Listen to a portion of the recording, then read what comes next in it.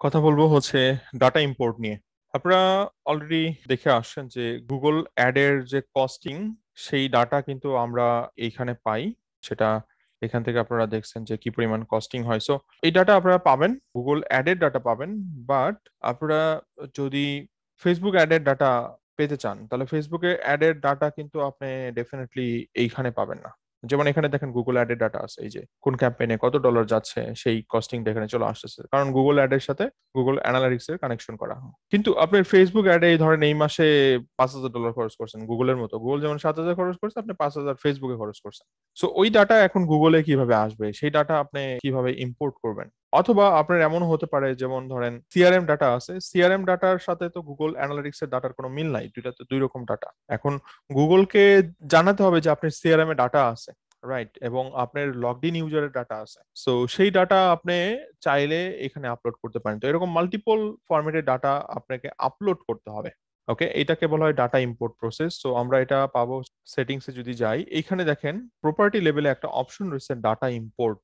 আমরা ডাটা ইম্পোর্টে যদি ক্লিক করি, এখানে দেখেন ক্রিয়েট, বিভিন্ন অপশন দিচ্ছে। রিফান্ড ডাটা, আপনার ই কমার্স সাইট আছে, ই কমার্স সাইট থেকে রিফান্ড হয়েছে এই মাসে, ধরেন 100 সেল আসছে গত মাসে, বাট আপনাকে রিফান্ড করতে হয়েছে 10টা। এই যে 10টা ডাটা যে রিফান্ড হলো, সেই ডাটা গুগল কেমনে জানবে? গুগল তো জানার কোনো ওয়ে নাই, তাহলে তো গুগলকে জানাতে হবে, রাইট? সো গুগল একটা ফরম্যাট আপনাকে দিবে, আপনার সেই ফরম্যাটে ডাটা আপলোড করতে হবে। সো রিফান্ড ডাটা, এখানে কন্টিনিউ। এরপরে এটার নাম দিলাম হচ্ছে রিফান্ড ডাটা, এবং আপনাকে একদিন 2 দিন পর অথবা 7 ডেজ পর পর আপডেট করতে হবে। প্রসেস খুব সিম্পল, প্রসেস একদম কঠিন কিছু না। দেন ডান। এরপর কি কি লাগবে গুগল বলে দিচ্ছে, দুইটা জিনিস লাগবে। একটা হচ্ছে ট্রানজেকশন নেম, যেটা আইডি, আর এই যে আইডি এখানে যেভাবে আছে আপনি ওইভাবে জিনিসটা সেট করতে হবে। This column must be provided. Okay, এই দুইটা কলাম নেম এবং আইডি। দেন এখানে কি সেট করতে হবে, অর্থাৎ কি ডাটা আপনি এখানে দিচ্ছেন। যদিও এখানে এটা আসতেছে হচ্ছে আপনার কাস্টম ডাইমেনশন থেকে। So custom dimension set up করলে আপনি এই টাইপের অপশন গুলো পাবেন আর কি। তো আপাতত আমি এমনি একটা সিলেক্ট করতেছি যে ওকে, আমি প্রোডাক্টের প্রাইস এবং কোয়ান্টিটি, এইটা হয়তো সিলেক্ট করলাম। ওকে, কোয়ান্টিটি রিফান্ডেড, প্রোডাক্ট প্রাইস এবং রেভিনিউ, এই তিনটা ডাটা, এবং প্রত্যেকটার জন্য আলাদা আলাদা কিন্তু আইডি আমাদেরকে দিচ্ছে। এরপর আমরা এটা সেভ দিব। আমি এটা ছাড়াই কন্টিনিউ করতেছি কারণ আমার ডাটা ক্রিয়েট করা নাই।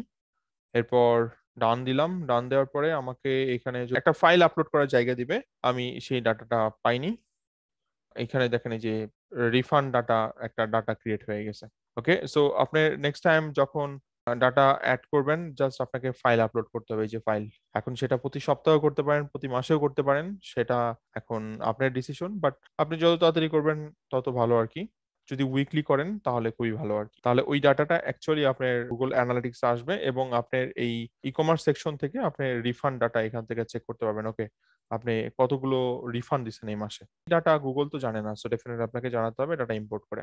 এছাড়া বেশ কয়েকটা অপশন আছে, যেমন ইউজার ডাটা, যেমন এটা হচ্ছে সিআরএম এর জন্য। এরপর ক্যাম্পেইন ডাটা, বিভিন্ন ক্যাম্পেইন যদি করে থাকেন ক্যাম্পেইন ডাটা। দেন জিওগ্রাফি ডাটা, কন্টেন্টের data, import content metadata searches article author category. এরপর প্রোডাক্ট ডাটা, এরপর কাস্টম ডাটা, দেন কস্ট ডাটা। যেমন এই যে ধরেন import cost data for non Google marketing campaign. যেমন আপনি ফেসবুক অ্যাড রান করছেন, তাহলে ফেসবুক অ্যাড যদি রান করে থাকেন, আপনার এই কস্টিং তো আর গুগল অ্যানালিটিক্স জানে না, তাহলে আপনাকে তো এই ডাটা আপলোড করতে হবে, রাইট? আপনি এখান থেকে সিলেক্ট করলেন, ভিউ সিলেক্ট করলেন, এরপর কন্টিনিউ করলেন। একইভাবে আপনাকে দুইটা অপশন দিবে। সো ধরেন আমি বললাম যে ফেসবুক কস্ট, আমি এখান থেকে ভিউ সিলেক্ট করলাম, এটা মাস্টার লেভেলে শো করবে, কন্টিনিউ। এরপর আমাকে গুগল এখানে দিয়ে দিচ্ছে যে ডেট মিডিয়াম সোর্স। ওকে, বেসিক্যালি আমার কলামে যা থাকবে নামগুলোকে রিপ্লেস করে দিতে হবে, আপনি একটু সার্চ করলে পাবেন। আমি এটা পরে একটা বোনাস ভিডিওতে, কারণ আমি বেশ কিছু বোনাস ভিডিও দিব, বোনাস ভিডিওতে এটা হয়তো দেখতে পাবেন আমি যখন আপলোড করব। এটা হচ্ছে আপনার ফাইলের টাইটেলে থাকবে আর কি। এরপর এখান থেকে আপনি কি সিলেক্ট করতে পারেন। দেন আপনার এখান থেকে যে any number of this column may be provided. এরপর আপনি এখানে সামারাইজ করবেন অথবা ওভাররাইট করবেন, সেটা আপনি ডিসিশন, সেভ দিবেন, এরপর ফাইল আপলোড করতে বলবে। ওকে, আর নেক্সট স্টেপে গেলে আপনি একটা ফাইল অপশনও পাবেন। আমি এখান থেকে একটা সিলেক্ট করি, ধরেন কস্ট, আর এখান থেকে ক্যাম্পেইন অ্যাড কন্টেন্ট,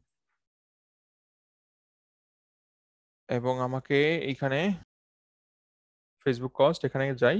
যাওয়ার পরে এই যে আমাকে দেখেন এখানে ফাইল আপলোড করার এখানে অপশন দিছে গেট স্কিমা। আর হচ্ছে get custom data source ID for API user, আমি গেট স্কিমা দিব। এরপর আমাকে দেখেন বেশ একটা ফিল্ড দিছে, এবং আপনার এই ফিল্ড কিন্তু অবশ্যই টাইটেলে হতে হবে। টাইটেল বলতে আপনার রো ডাটা হবে এটা।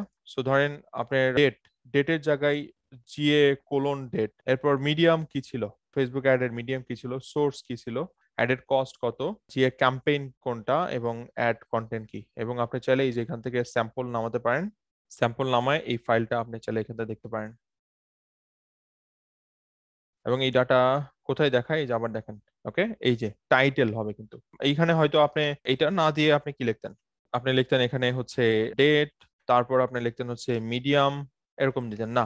এটা না, গুগল যেটা বলতেছে আপনাকে সেই জিনিসটা সেট করতে হবে। এখানে যা আছে এরপরে আপনি এটা ফিল আপ করেন। ডেট, এরপর মিডিয়াম কি ছিল, সোর্স কি ছিল। এর আগে বলে আসছিলাম যে গুগল অ্যানালিটিক্সে কিন্তু মিডিয়াম সোর্স মাস্ট দরকার। যদি মিডিয়াম সোর্স সেট আপ না হয় তাহলে কিন্তু গুগল অ্যানালিটিক্স আপনার ডাটা চিনতে পারবে না এবং আপনি প্রপার অ্যাট্রিবিউশনটা পাবেন না। আশা করি বুঝতে পারছেন। Thank you everyone.